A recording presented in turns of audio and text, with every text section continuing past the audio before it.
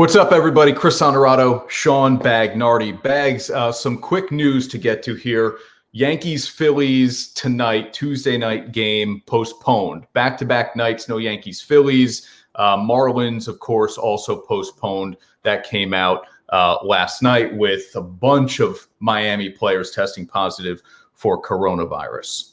Yeah, this is a big problem. But baseball said, look, we knew this could happen. We've got some things in place to maybe sort of weather this. But the next couple of days are obviously going to be really critical, right? If we start seeing teams and players that the Marlins have had contact with start to blow up with cases, then the whole house of cards comes down. Hopefully that won't happen. But again, really, it's just a wait and see the next couple of days here. I heard Drew Holiday yesterday say the safest place on the planet might be the NBA bubble. We're going to get hoops. I know you're fired up. Your Brooklyn Nets are going to be in this playoff format we've got coming up. And so we're thinking NBA, and no better guy to have join us here today than Kevin Huerter from Shen, the second-year Hawks guard. Kev, what's up, man? How are you? I'm doing good. How are you guys doing? We're good. First off, you're healthy. Everybody's good? Yeah, everyone's good. Everyone's good. Family's staying healthy and safe.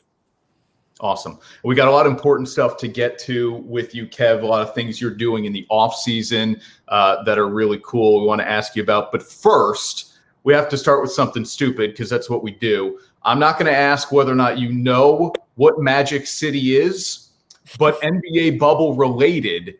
Would you Alex Caruso, one of your sisters? The Lakers guard decided not to leave the bubble for his sister's wedding. He stayed in. I would. I don't know Alex really at all, but I know I would have probably left if it was my sister. And I do. If you live in Atlanta, you definitely know what Magic City is. If you don't live in Atlanta, I think everybody knows what Magic City is. So Lou Will, I guess he went and he got some chicken wings and some hot wings. He loves them, and he went right back, and he was a really good teammate for that. That's awesome. Yeah. How much are you looking forward to actually seeing some NBA basketball again? I don't know if you're watching this kind of redux of a preseason, but when games tip off Thursday night, man, do you turn into a fan? Oh my God, of course. There's really nothing else to do all day. So that's what's great about these games is there's been 2 or 3 a day, and I think I just have them playing in the house, and every room is just kind of going and there's basketball on, and it's a great feeling. And previously the Yankees had been on, and any time obviously that sports are back on TV, even as a person in the entertainment industry in the sports world, it's great to just be able to watch them again. All right, so give us a little bit of a prediction here. Everybody always wants to go right to the bad news and talk about the bubble and the virus and all this. Let's talk some hoops here. Who do you like heading into? Let's assume everybody's healthy and this thing goes off the way it's supposed to. Who do you like to come out on top? Yeah, I think the Bucks. I think the Bucks are going to be really tough to beat, especially coming from the Eastern Conference. But I think ultimately it's going to come down to whoever wins the Lakers-Clippers series. And it's kind of fun. I think it would have been really interesting to see that series played in LA, like with all their fans. I don't know the last time that's happened, but obviously now with no fans and they're in the bubble, it's going to be interesting. But I think whoever ends up winning that series will end up taking it all. Kevin Huerter with us here. Kev, how difficult is it? Take us into the mindset of an athlete here and a pro basketball player. How difficult is it to just all of a sudden ramp things back up again in order to play in this environment? Is it tough for these guys? It is really tough. And I think the most frustrating part that we had, I know as a league, is we had no direction really the whole time, and there was no timetable for when we thought we were going to come back. And when our season got shut down, it was like the league, and they couldn't really do much about this, but just as players staying ready, it was tough. They really sent out an email every 2 weeks that was like, yep, we're going to wait another 2 weeks and see how it goes.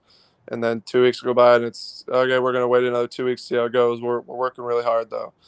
And so that was frustrating, just not knowing what was going to happen, if we were going to play at all, where we were going to play, if you were supposed to be staying ready. I know that the league was really pushing that we don't just go to a random gym and play with random people. So it was hey, we might have a season. You have to stay ready, but hey, you can't go to that gym. You have to be in your house. If you have a home gym, you can work out there. But other than that, just wait it out, just hang out. And really, as an athlete, that's not something that's realistic. And we don't really like to take time off unless we know we're going to get time off. Just you have to keep your body right. So I know it's a lot tougher on older guys. I know everyone's going to be like, hey, Kev, you're only 21. And yeah, I get all that. But the league isn't 21, and there's a lot of older guys in the league that have to get ready and keep their bodies right. So I think at the end, it really worked out. These scrimmages are great. It's some really ugly basketball right now if you've been watching them, and a lot of guys you can tell are getting back into shape and getting everything moving. So hopefully in the end it works out. We have no injuries, but it was a weird couple months, and we're not playing, but I know that was frustrating.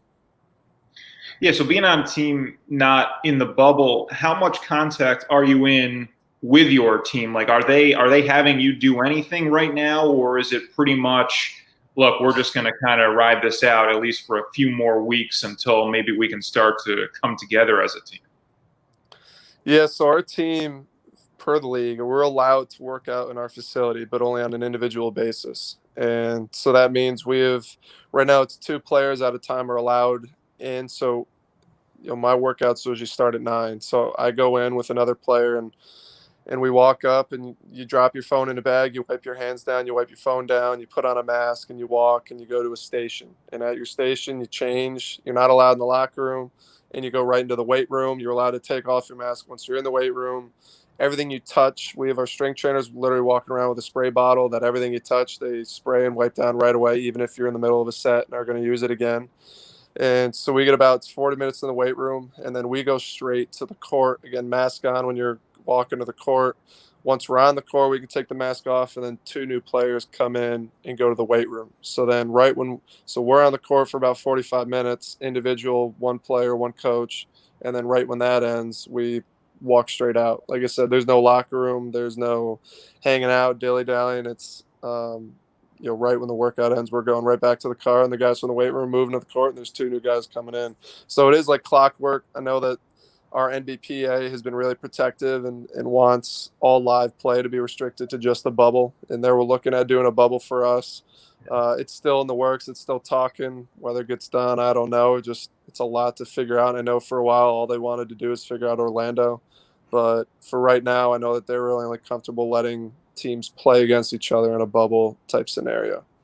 I'll be the one to say it because I know you can't, Kev. The Chicago idea, enough. Play the games that are going to happen in Orlando. Why take the risk with teams that aren't part of a playoff scenario? Look, we'd love to see more hoops. We don't need Chicago, though. In the interest of health and safety of players, we just don't need it. Kevin, how weird is it to play in front of no fans, which these teams are going to do? So I guess I'm leaning on kind of an AAU experience if there was a time where there were maybe only like parents in the stands. Yeah, it's really weird. It definitely is really weird. We're so used to at this point playing with sound and being able to block out sound as you're playing. But I think it's kind of just like the times we're in. It's extreme circumstances, and we're on the court. And I know that if we weren't playing, everyone talks about paychecks and health and safety, and there's a lot of different factors that went into restart. But if fans are the only way that we can play games and get paid, then I guess that's the way it's got to be. And I don't think that's going to stop anytime soon. I wouldn't be surprised at all if we start next year without fans. And I don't know if it'll be a bubble or we'll be traveling and going to cities again, but I wouldn't be surprised if really any sport has fans. But at least we're playing. So it's definitely really weird, though. Obviously, nobody knows the answer to this question, but I guess I'll just ask you your gut feeling on this. And I know we still have a playoff season here to get through, but when do you think is the next time that you will play in a competitive NBA game? In other words, when do you think we get to next season? I think, they're looking at December as a start date. I know the training camp has been talked about for December. Nothing's been agreed upon. Again, as you guys know, everything has to be NBPA and NBA in agreement has to come. And I know that there's been talks about a start date. I think the playoffs this year is supposed to go to the end of September, almost into early October. And then you're asking guys to start up again a new season a month and a half later. So there's a lot of things that have to be figured out. and we'll see. But I think that we'll be playing again in December regardless. If you were living in a bubble and could only have one food, what would it be? That's a really good question. No I way. don't think I know. I don't think I know. I would just pick like Chipotle. That would be my answer. If I could get like a Chipotle bowl, I would have that for every meal. All right, enough variety there for sure. Kev, let's talk about your year with the Hawks. You improved in every major offensive statistical category: points per game, assists per game, rebounds as well. We threw up the stats earlier. Here they are again. Your free throw percentage jumped by a ton, which as an old guy, I appreciate, because I love to see guys who can make free throws. Give me a grade maybe on your second year. Where do you feel like you were as a rookie and how you grew? My second year, I know I made a lot of improvements. I think I overall felt more comfortable in the NBA, but I would still give myself probably a B rating. I thought, especially injury wise, there was a lot of things I needed to take care of in terms of learning how to deal with my body and be a better pro. And a lot of different things that worked for me. I've changed my diet completely up. I've changed the way I work out, and it's helped me a lot. But injuries kind of plagued this year, and for a while there, even when I was on the court for a month, was still just trying to get right. And so I know I can play a lot better. I know I improved a little bit. I think a lot of that is just being comfortable in the NBA and the guys I'm playing against. But I know that I can play a lot better. But that free throw, that was something that I know I was disappointed in my rookie year. I was a lot better of a shooter than my free throw percentage was. And that was all mental, and kind of learn a new way to go about free throws in the off season, talk myself through different things, and overall shot it better. All right, so then building on that improvement, what are the goals now for next season for you? For me, it's to play a whole year healthy. That was Coach Pierce asked me my rookie year. He goes, "What's the goal for you this year?" And I said, to play every game. And I knew that I'd improve the most if the more minutes you play in the NBA, the more you improve. I knew that if I stayed on the court, I would improve a lot more. So next year, I want to play every game. And obviously, as a team, we don't want to be arguably the worst team in the league again. We want to make the playoffs. We've said it. We think we're going to put together a team that can do it. We think we have a really good group that can do it. And individually, just continue to get better, continue to shoot it better. I want to try to shoot 40% from three. That's something I know I can do. And I just kind of really across everywhere, I know that I can play better than I did this year. Here's one of the biggest changes for next year. You threw this up on your Twitter page. The old is new, and the new Hawks unis for next year. It isn't the straight throwback to the Dominique days bags where you had, the right across the chest, like in block lettering, but these are pretty sweet. What do you think, Kev? No, those are really cool, and I think we're really happy about them. I know our owners, they're really happy about them. They actually, when they bought the team a couple of years ago, I think this was always the plan, is to come New Jersey that went back to the Atlanta Hawks' original roots, back to kind of an old school throwback type of look. And they went with our jerseys last year just because of the colors were vibrant and kind of make our team a little bit more exciting if you had a different colored jersey. But I think the plan was to always come back to a jersey like this. So they're really happy with how they came out. I know that all the players, we think they're sweet. And we always have cool alternates. So new jerseys, new team, hopefully new record too. These kind of photo shoots here always make me wonder, like you have a great job, right? Everybody would love to have your job. But so like basketball aside, like what is the worst part of your job? And when I say basketball aside, I mean like, I got switched and I'm guarding LeBron on a play. Like, yeah, that stinks. But take basketball out of it. What is the worst part of being an NBA player? Is it the travel? Is it like those kind of photo shoots you have to do? What is it? I'm not gonna lie, our travel is pretty sweet. That's definitely not the worst part of the gig. Photo shoots, definitely you have to get used to them, just because it's, for photo shoots like that we do, it's really at the beginning of the season, we go to some place and it's like 5 hours that you're just going from station to station, switching jerseys, switching clothes. We're taking all our Hawk shop that's in our arena, all the clothes that they sell and wear, they use us to model them. So it's not random people that they pay. So we got to change in all these different outfits and do it. It's like 5 hours of your life. like you said, it's like I didn't sign up to be a model. I signed up to be a basketball player. But it's fun. It's kind of just part of the gig. That's the type of stuff you remember when it's all said and done, along with the basketball. But I would say the worst part about being an NBA player, at least for me, is it kind of takes away your privacy and your ability just to go places and kind of go under the radar unnoticed and just be normal. And for the time being, you don't really want people to bother you or say anything to you or ask you for something. And it's great. Don't get me wrong sometimes, especially when I come home and everyone loves to see you and they talk about you and they tell you they've been watching you. But there's some times where it'd be nice to flip the switch and you get a little bit of privacy back. What I'm hearing, Chris, is he's got to talk to guys like us idiots when he's got an anniversary with his girlfriend. I know it's media. It's the constant attention. It's all of that stuff, which I'm sure is just difficult for anybody to have to deal with. You can see on the bottom of your screen there, Kev's on Twitter if you want to get into his private life. He's on Twitter and on Instagram at Kevin Huerter, at Kevin_Huerter as well. All right, Kev, off the court, since we're on the subject of photo shoots and stuff off the court, here's some cool things that you've been doing this off season. Again, this is the Hawks Twitter account. You retweeted it, though. You and a bunch of your teammates were at a Black Lives Matter rally in Atlanta. Why was it important for you to be there? Just continue to show my support. And, for me, that day was really eye-opening. And I did use it as a learning experience and going to and listen to different people speak and people that truly knew what they're talking about. I think there's a very big difference of, obviously, there's a whole movement going on right now. It's been going on for a long time.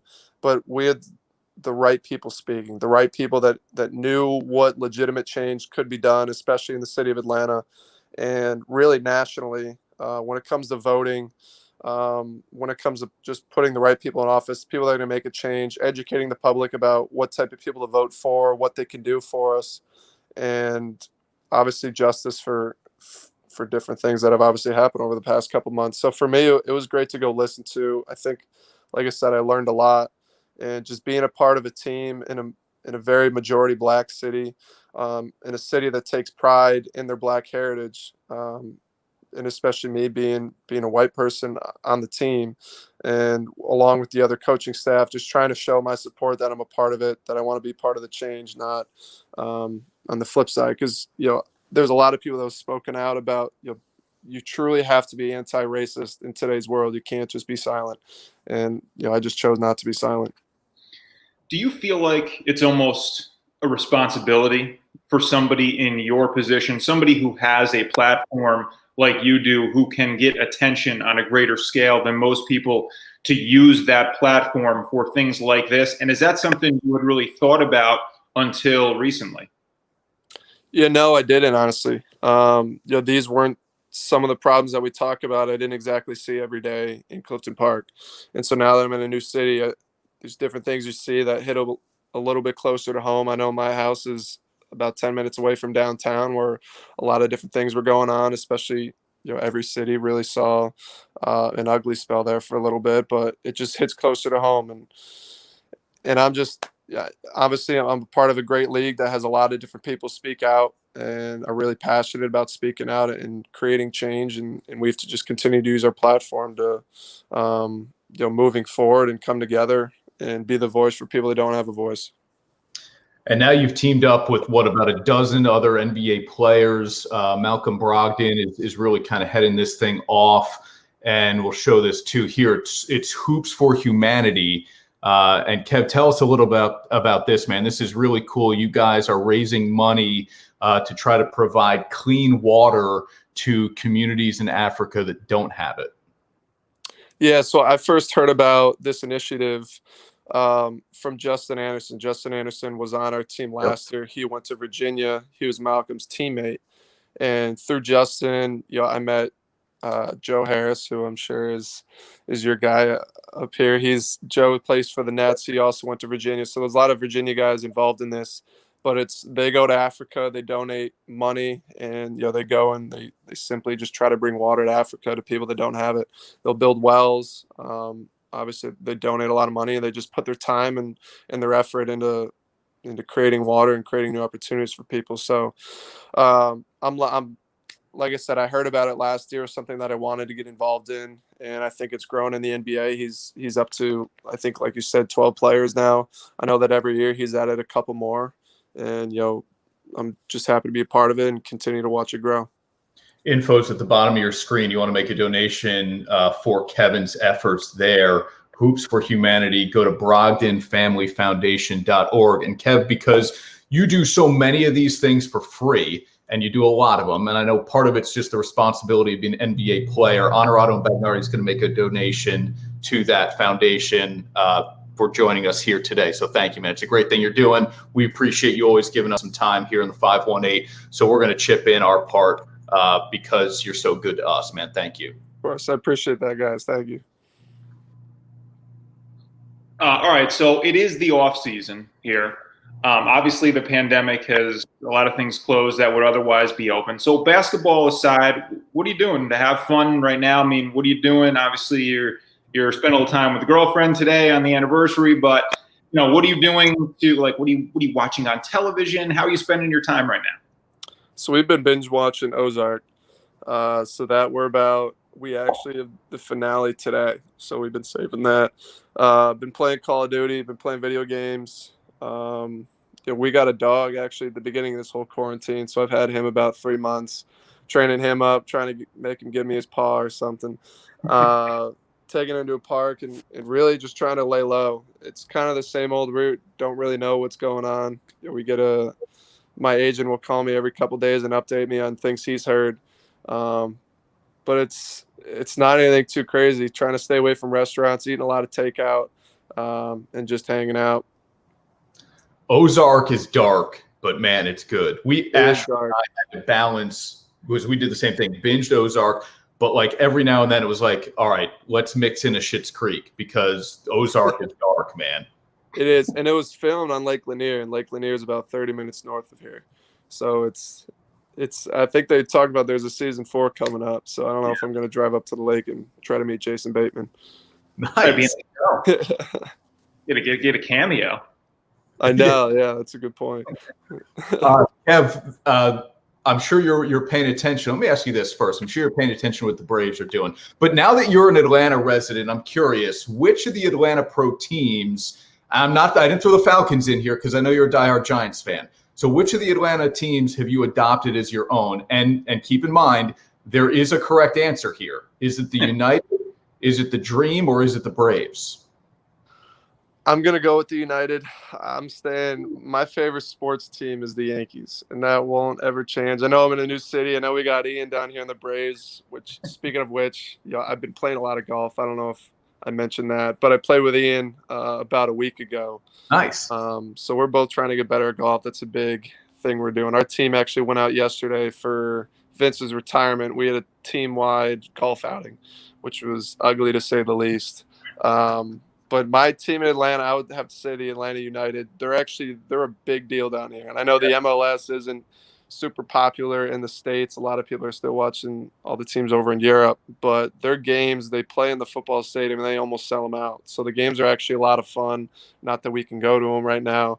But the Atlanta United is my team just because I'm sticking with my Yankees. And the Atlanta Dream. I went to a couple games of theirs last year too. Don't want to forget that. Who's the worst golfer on the Hawks? Is there anyone you've thrown under the bus? I would say there are about 15 that are right in the same ballpark. They had to have lost about 50 balls yesterday. And it was no exaggeration. It was ugly. So we got to get a lot of different people some lessons. All right, Bags, before I let you get last word in here, buddy, Kev, I'm going to play you a clip here. This is from when Sean and I had both Ben and Ian on the show. This is before spring training, so go back to, February or so. And they talked about the days of travel tournaments and playing horse with you. Here it is. Growing up, going to all these travel tournaments, we would have a good amount of downtime. We would always shoot hoops at the hotel and stuff. And I mean, this kid was always winning horse. I think who was dumb enough to play him? I think I beat him one time in horse when we were maybe 13 years old. Okay. So Ian is like, that's not me. Try to play him and Horst. Do you remember those days? I do. Those were actually a lot of fun. Our baseball team, we traveled a lot, even just being a team from Clifton Park. And so the hotels we stayed in were always those like the outdoor hotels with every room was a suite, but every hotel always had a basketball court. And there were a lot of times that we'd be staying at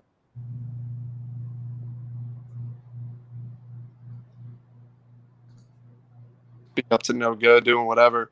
And he'd end up on the basketball court. And we'd have like 5-on-5, our team versus another team, and just like working teams. And it was easy. But those were a lot of fun. They used to play travel basketball too. I don't know if they mentioned that. So they used to play for Clifton Park, and we'd play in that and tryouts and through our teams. But they're good athletes. They can shoot it. Ben's not wrong. Those horse games, they were competitive just because they can definitely still shoot it. Are you better at baseball than they are at basketball? I don't know, honestly. Yeah, I played baseball till senior year. I think they might have been done with basketball by high school. So, okay, it's a good question. I won't give an answer just because it's probably about the same. Okay. Shout out from Coach Tim Lang here. Kev, so many outstanding pro athletes doing so many great things. Going back to what you're doing off the court, Kev comes from great stock. We certainly know that with your family in the Capital Region. Hey, shout out here too. I see you're on Cameo, which is really cool. If you want a personalized message, if you're in the Atlanta area, if you're in the Capital Region, you want a personal message from Kev for any occasion, go to Cameo, search Kevin Huerter, and he'll hook you up. It's a lot of it is always for a good cause too, which is really cool. Kev, man, again, we appreciate it so much. Thank you, dude. Hang tight. Bags and I'll wrap up here. We'll catch you on the other side of this broadcast, but we really enjoy it, man. What was for breakfast this morning? Pancakes. You got it right. Beautiful. Perfect. Cool. I'm a one-trick pony. Oh, yeah, man. You know what? We're simple. Thank you, dude. You all right, thank you guys for having me on. I appreciate it. I love doing these as much as I joke about it, so I appreciate that. Thank you. Beautiful. All right, Shawnee, the great Kevin Huerter, man. That was cool. Really, really cool. All right, we're going to do one thing with Kevin here before he pops off. Bags, I will see you in a little bit. We've got some exciting stuff this week coming up for the show, Onorato and Bagnardi, so I'll see you soon, buddy. Yep, and be sure to check out that video you just posted on our time in the gym with Abraham Supernova. We took a few punches, mostly you. So that's really entertaining. If you have always wanted to see Chris get punched, go check out that video. I haven't been punched since like, I don't know, maybe 6th grade when it was like 3:15 at the flagpole. So you were due. And you know what? This made up for all those years of not being punched. And dude, you know, I'm as soft as it gets. I put on all kinds of padding. Good stuff. And you needed it because his right hand is a sledgehammer. Yeah, check that video out. Abraham Supernova, he's 19-0. All right, Bags. See you soon, buddy. Thanks for watching, everyone. Kevin Huerter.